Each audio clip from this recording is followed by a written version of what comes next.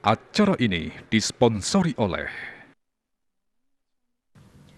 Pemirsa, vaksinasi COVID-19 dosis ketiga utawi booster sampun keterima oleh langkungan 500 tali diri Krama, Ringkota dan Pasar. Wilangan ninucap sampun memargi 104,24% saking anjang.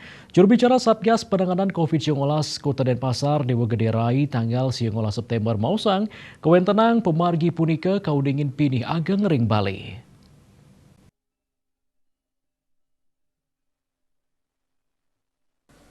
Dua ning sepunika Dewa Gede Rai talar mausang indik pengelimbakan vaksin kantun memargi hinggan soro dosis ke pertama, kaping kali, ketiga, wiaden kaping 4 sane kecen majeng tenaga kesehatan.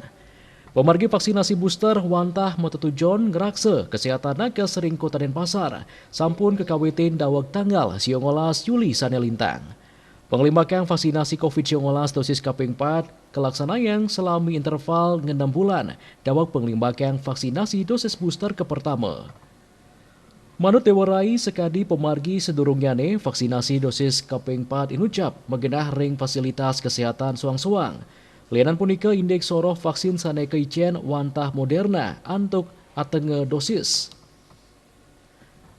Anutin data ring tanggal pelekutus September warsa kali tali kali likur, ketah bilangan yane ring Kota Denpasar vaksin dosis pertama sampun memargi langkungan 900 tali diri.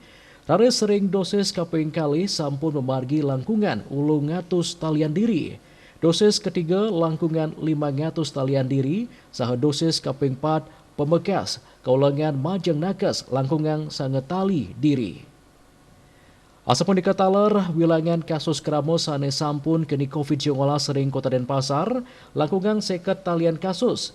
Selanturnyane, indik wilangan pasien COVID-19 langkungan seket talian diri, tur pasien sede, wenten langkungan siu tali diri, tur kasus aktif sane kantun ketambahin, wenten pitung dasa 3 diri, utawi 0,13%. Widya Stuti, Bisnis Bali, Nguningayang.